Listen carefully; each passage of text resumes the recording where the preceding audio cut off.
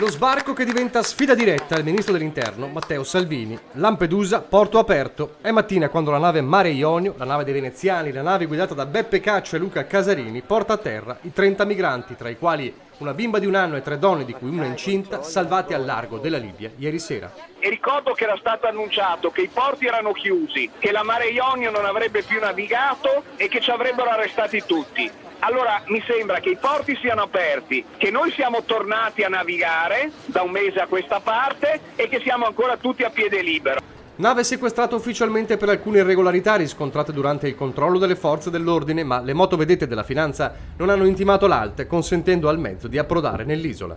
Quando la Guardia di Finanza è salita a bordo abbiamo collaborato immediatamente per lo scambio di informazioni relativo alle operazioni di soccorso, all'identità e la provenienza delle persone a bordo. A noi la Guardia di Finanza non ha contestato alcunché. Una situazione in costante aggiornamento e il primo epilogo di una emergenza nata quando la Mare Jonio aveva lanciato l'allarme per il gommone in avaria dei migranti in mare aperto.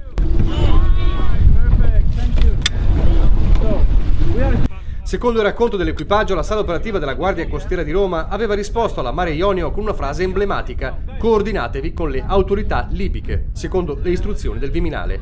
Una frase che ha sbalordito i veneziani: impossibile coordinarsi con un paese in guerra. Di qui la decisione di puntare verso l'Italia.